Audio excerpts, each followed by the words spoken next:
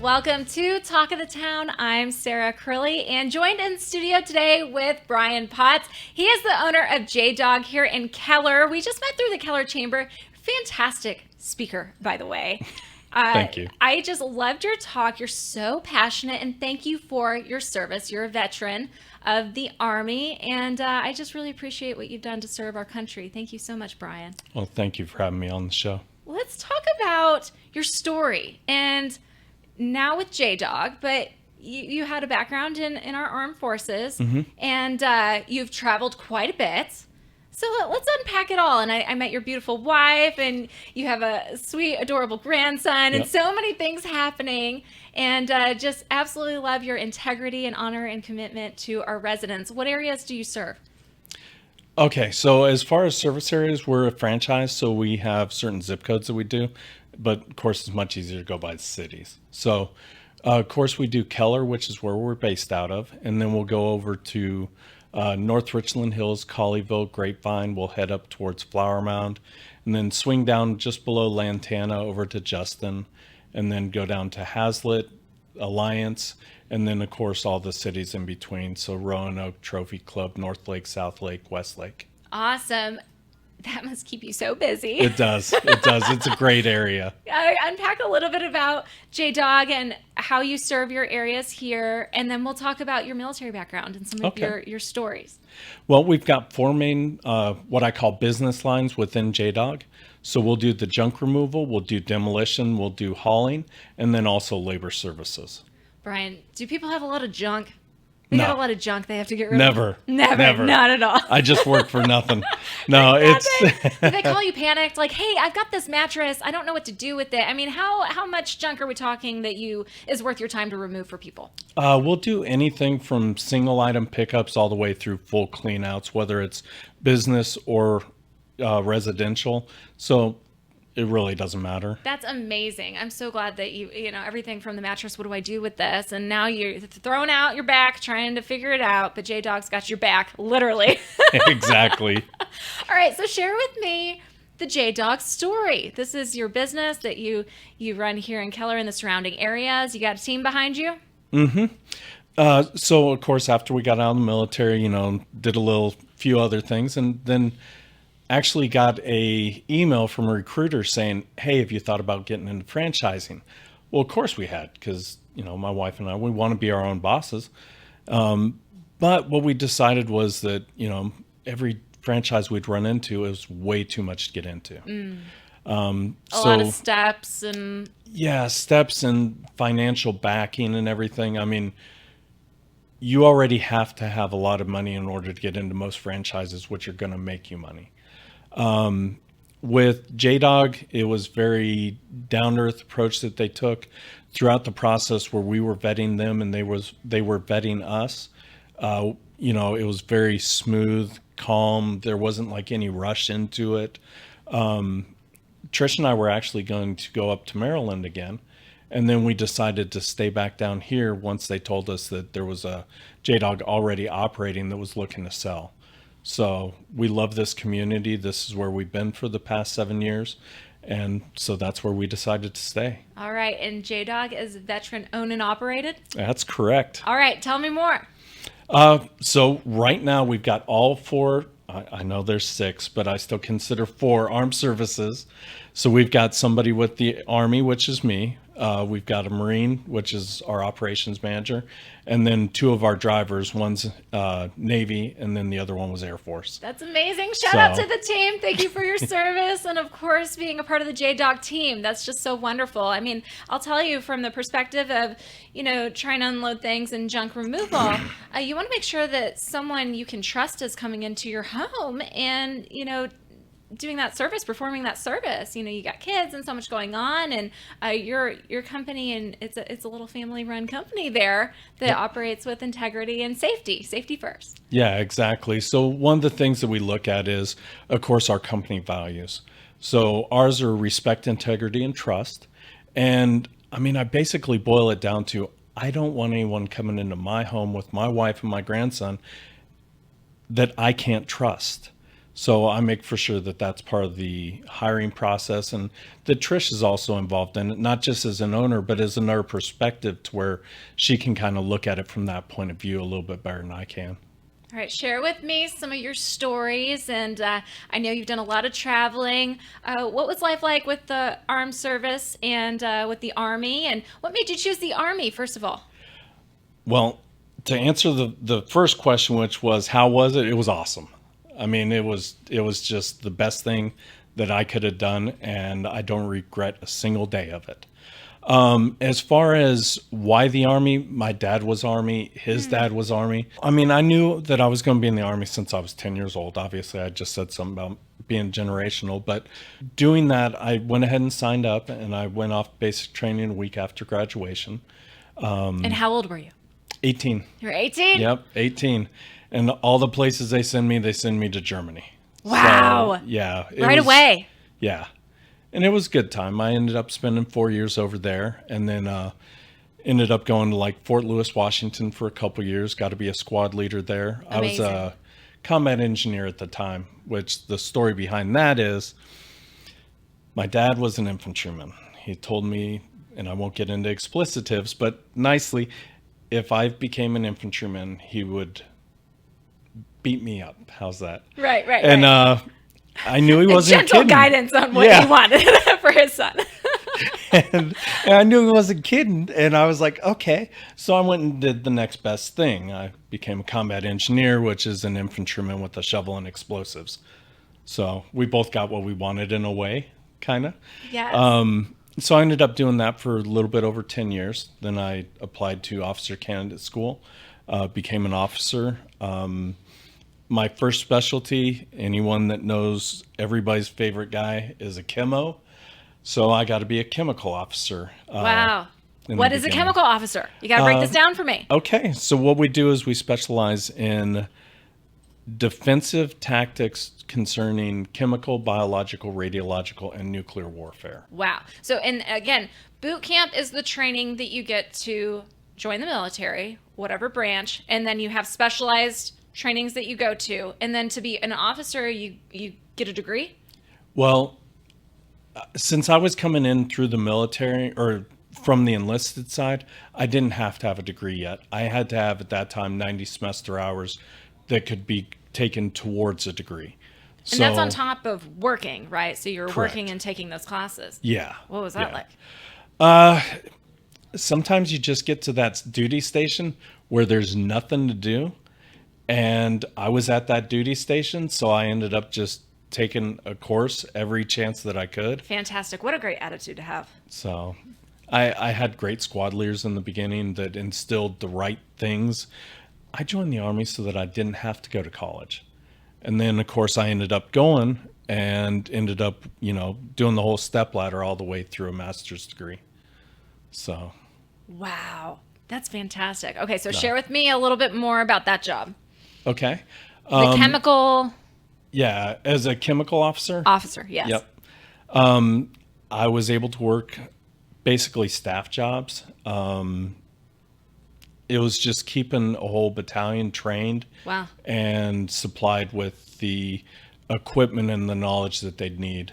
And of course, right after I graduated, because you got to go through school for that as well. Right after I graduated from the chemical officer basic course, I got assigned to the 3rd Armored Cavalry Regiment.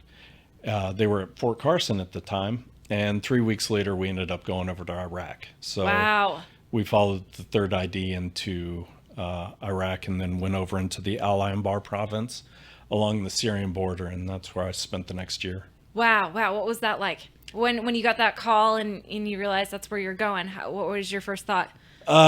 Since I got there and the unit already knew that they were going, and I only had that 3 weeks, it was just no time to really think. Mm-hmm. You just have to get all your stuff together, have to get your knowledge together, and just go. I mean, I'd already been prepping for it for years and years and years, mentally, because, I joined the Army. I figured I'd be going to war at some point in time, so it just kind of happened. And this was the time, and this was your call. Yep. So share with me some of the values that the military taught you that you are able to bring into your daily life. And there's nothing like the military and the team camaraderie and serving your country. And it's amazing values that you can bring into, and that's why I always work with service members. I mean, I'm telling you, like, there's nothing like the reliability and the get it done attitude, and that they're always going to put their customers first. And that's just like putting our brothers and sisters first through the military. So I really appreciate that. Share with me a little bit more about that mindset that's taught through the military that you carry on through your business, you know, the way that you treat your friends and family. Okay.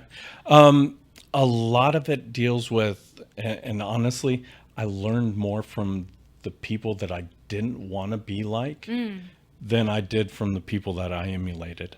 So as far as values and everything, the Army is very good at instilling it. In fact, like everything else, we've got an acronym for it. In this case, it was leadership: loyalty, duty, respect, selfless service, honor, integrity, and personal courage, which, if you listen to that, a lot of the whole respect, integrity, trust, 2 out of the 3 comes directly from that. So they instilled that in me, you know, from the very start. And as far as the camaraderie, I mean, there's really nothing like it. It just, sorry, I get overwhelmed. It's just so awesome. I don't know how to really explain it, because especially after you go through, you know, a deployment with individuals, you've got so much camaraderie, and there's so many things that go unsaid that don't have to be said. Just the love and the care that you have for your fellow soldier and everything. And you know, I was fortunate enough to come in as a private, you know, very bottom echelon in the military, and work my way up. And a lot of people, I was like a lot of them, you know, they don't like taking orders. I don't like taking orders. So instead of bucking the system, I went with the system, figured out what I needed to do to get promoted, and started being the one giving orders, whether it was as a non-commissioned officer or later on as an officer. I had one ground rule that I never ever broke, and it was my own rule.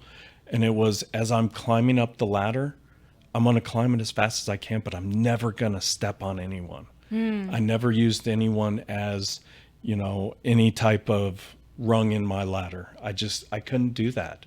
I didn't want to send anyone down while I'm trying to climb up. So I learned through watching other great leaders: grab those around you, bring them with you. You know, in the military, one of the things that we're always taught is you're expendable.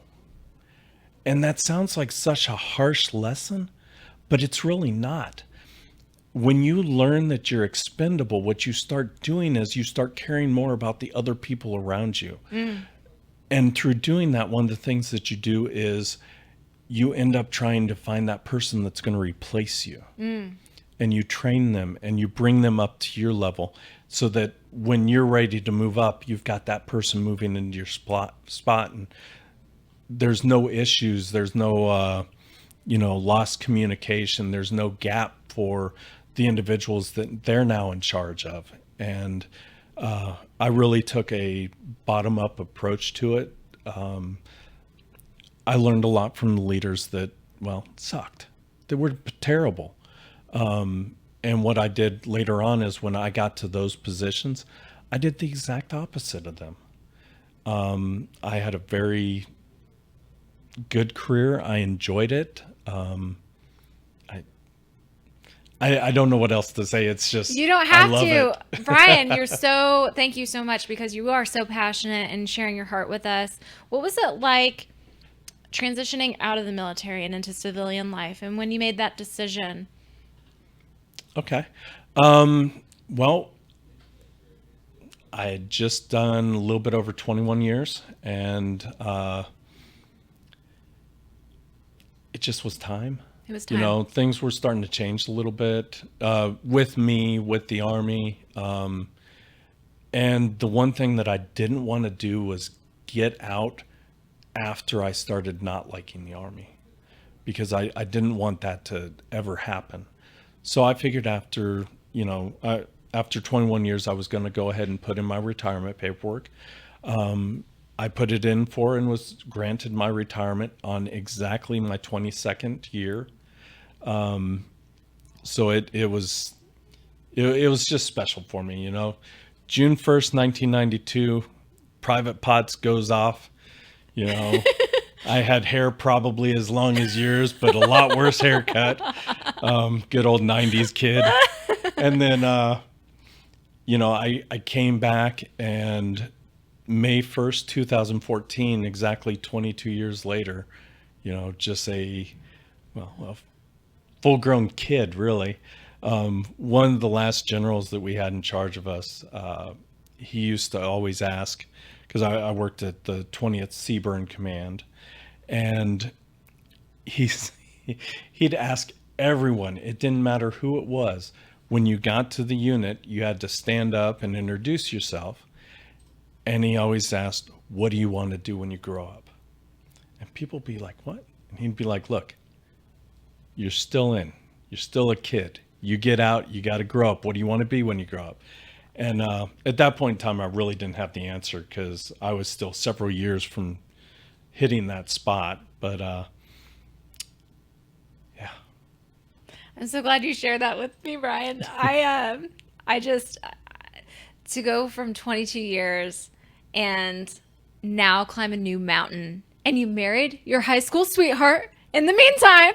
Yeah. And now you're working together. That is a story for a whole nother thing. And that might actually make you cry and go, ooh, a few times. But yeah, I saw Trish for the first time in 1988, my first week of high school. And I turned around and she was walking down the hallway, and my jaw dropped. I mean, she was the most beautiful woman I'd ever seen. And I'm going to go back home tonight and look at her and think the exact same thing. Aww. She is an awesome woman. You're making me cry. I love it. I love it. And how is it like working together, husband and wife, dynamic duo team, JDOG, here, Keller area? Actually, it works out really well. Of course. Partners in life, partners in business. Partners in crime? Partners in crime. Legal crimes. Yeah. Does that make sense? I don't know. I feel like it's a crime with how much coffee I drink. So. No, I get that. When we met at Chai 4 and everybody's got the different chais, shout out to Chai 4. And I was like, this is like, I have 4 cups of coffee a day, but this is my chai in the morning. So it kind of feels like coffee, espresso, all of the things. But, your wife was watching you speak, and it was just so sweet, because I see how much love and and admiration you have for each other. And it's just so special. I work with my family company, and so it's very, very special. And, to have family gatherings, and it's just it's a special time to be able to talk about things at work, because it doesn't feel like work. It is work. Mm-hmm. But you were kind of like sharing success stories and things that we all did that week, and there's nothing like it. You could just break bread over the dinner table and talk about what worked, what didn't work, and celebrate together. No, exactly. As a family. Okay, so Bryan, we're going to come back, and when we do, we're going to talk about kind of a trending news story that caught my attention, and I know you're the expert in junk removal, but what do you think about space junk? When we come back, we're going to have all the hot takes here with our junk removal expert, Bryan.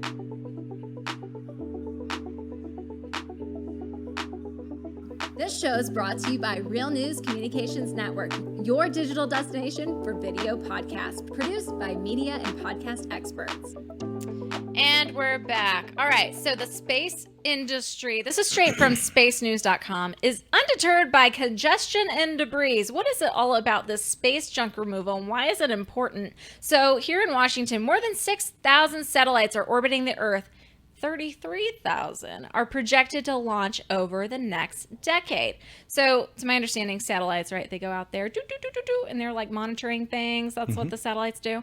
I'm just kind of paraphrasing here. So there are tens of thousands of inactive objects, or space junk, requiring satellites today to have to maneuver through crowded debris fields. so interesting. So this is kind of going on and on and on about the space industry that does not expect the growth to be dampened by the congestion or the doom and gloom narrative. Because all I'm thinking now is like, there's space junk everywhere. What are we gonna do? Like, so it's just so fascinating to me to kind of like read that and wonder, how are they gonna remove this debris? How far is it gonna go? Could this impact us on Earth? What are your thoughts? Your hot take?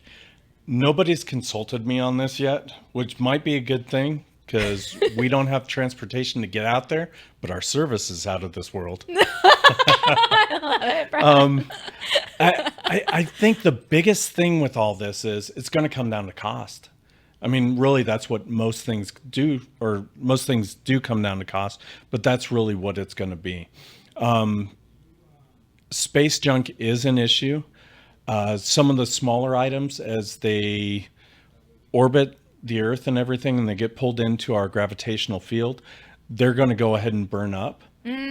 But what about the larger objects, or maybe the metals that are a little bit more dense and will go ahead and start turn molten as they're burning in? But then as soon as they get through that part of the atmosphere where there's all the friction and everything, are they going to solidify up again, and now they're just a projectile falling out of the sky?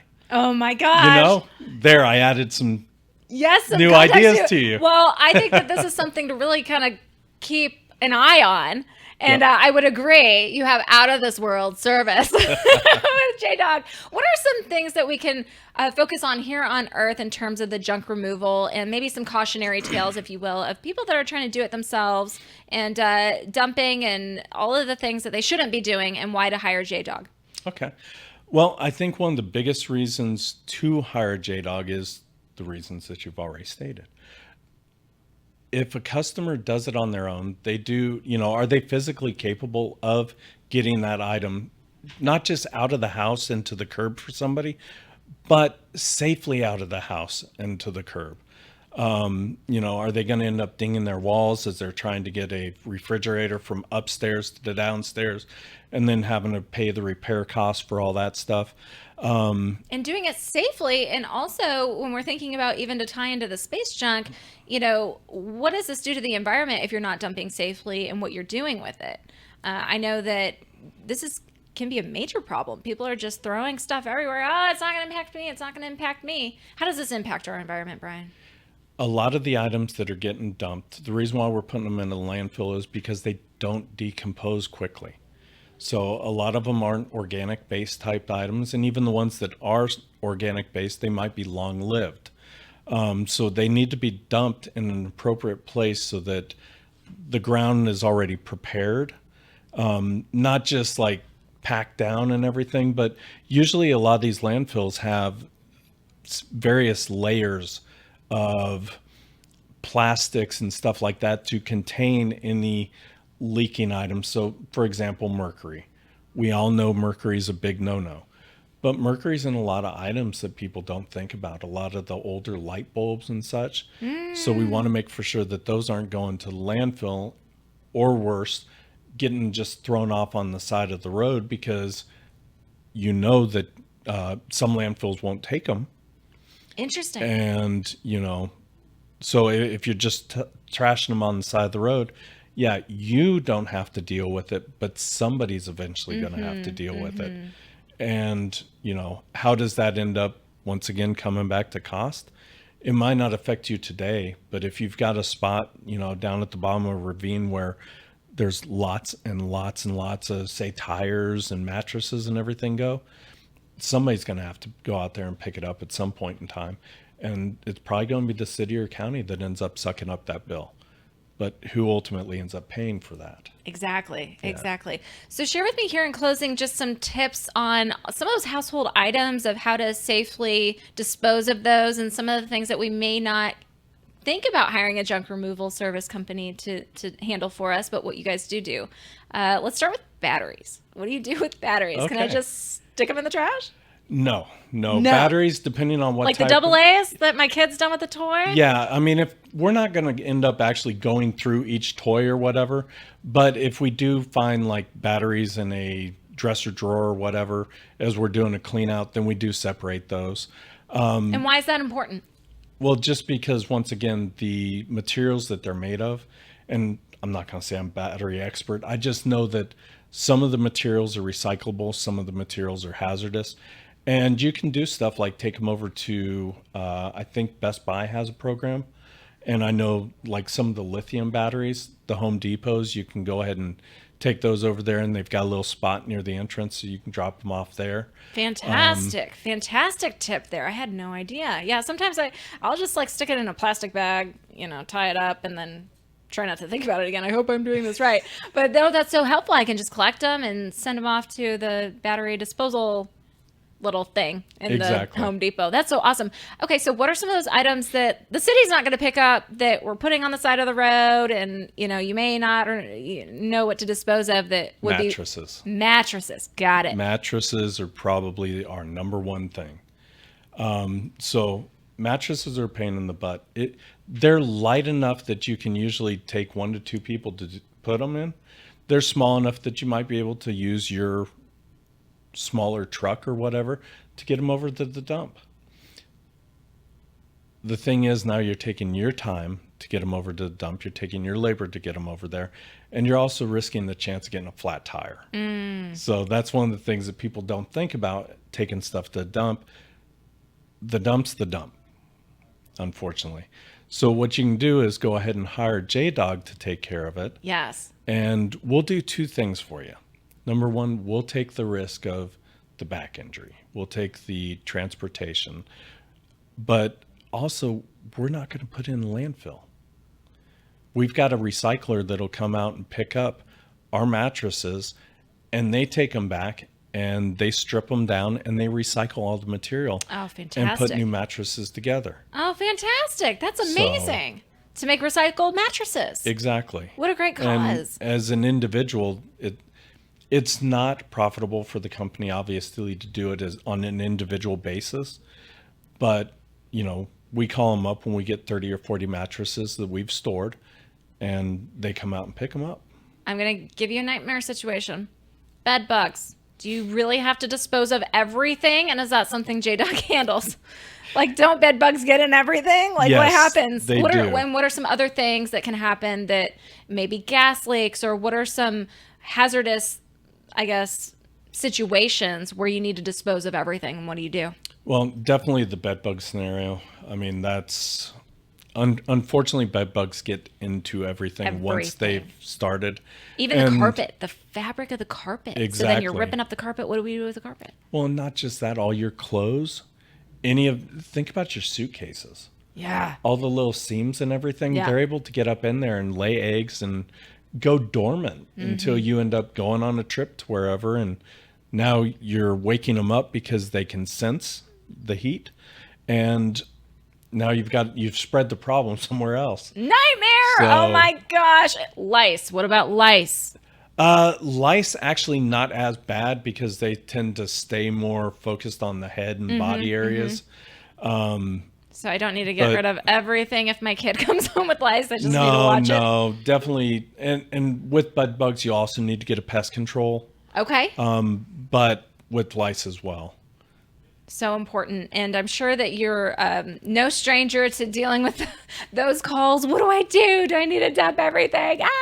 No, exactly. And we make for sure that, number one, we're trying to keep the individual that's going through the situation as calm as possible and reassure them that, no matter what, we're going to help them get this situation taken care of. That's one of the unfortunate parts of this job is we deal with a lot of people not having the best time of their life right now. Life changes. Yeah. Life-changing events, whether it's, finding out that your kid is drug home bed bugs or, the loss of a loved one. The loss of a loved one. What do I do with this stuff? Exactly. And nobody wants to take it, and then it's overwhelming, and you're going through, these really emotional times, and then difficult to even look at some of those items. And so JDOG's there during that time as well. Yeah, and the last thing that people want to hear is, well, your loved one's stuff is going to the dump. Yeah. So what we do is we make for sure that we take care of those individuals during that time. I mean, we've all lost somebody, so I just make sure that the crews understand that, think about that for a minute and how you felt. Now, place that on the customer and know that that's how they feel. And, we handle everything with the utmost respect as we're taking it out. We're not just hucking, grandma's dressers and stuff into the back of a trailer. We're placing them. We're making sure that everything that we can gets donated, so that, the customer knows that we're not just, like I said, taking it to dump to get rid of it or anything. We're trying to salvage that stuff so that somebody else can enjoy it and kind of keep their traditions or their thoughts, their memories, moving on to somebody else, and somebody else might not know what they ended up picking up at a donation site or whatever. They don't know the backstory to it, but at least the customer knows that somebody else is getting a good use out of it. So much empathy there, and that those items aren't just sitting in a landfill. I love that. In closing here, what about storage units? How many of us do have storage units that they're wasting money away? JDOG just kept taking all. I don't even need it. Why am I spending this $400 every month on a storage unit So I'm never going to go through again? We'll save you by you coming to us and doing it in the long term, at least. But yeah, we're storage units, just about anything. Are we pack rats, Bryan? Do people have too much stuff in general? Yes. Are we living for our things? I think in a lot of cases we are. I mean, myself included. I need to hire myself for my garage. And Trish will be the first to tell you that. And I'm terrible about it. I recycle at home just like we do at work. And I bring my aluminum cans and scrap metal from the house, put it in my scrap metal bins in the yard, so that we can recycle it later on.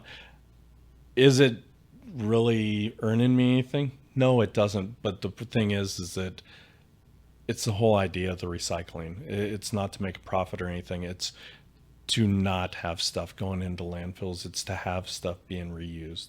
Wow, Bryan. So many important messages in this episode. Thank you so much for joining Talk of the Town and being the talk of the town, because you really are with JDOG and your beautiful wife and family. And just really appreciate you coming in. We'll have to have you back. Well, thank you, Sarah. I appreciate you having me on, and I'm definitely willing to come back. All right. We'll see you guys next time on Talk of the Town. Go ahead and check them out, and we'll see you guys next time.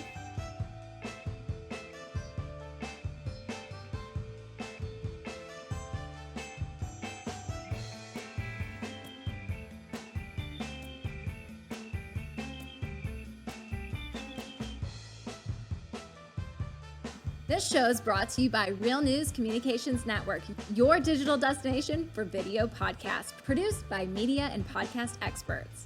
Podcasting at the speed of news, powered by Real News PR. Visit realnewscn.com for our podcast show library and launchashow.com to do just that, launch a show.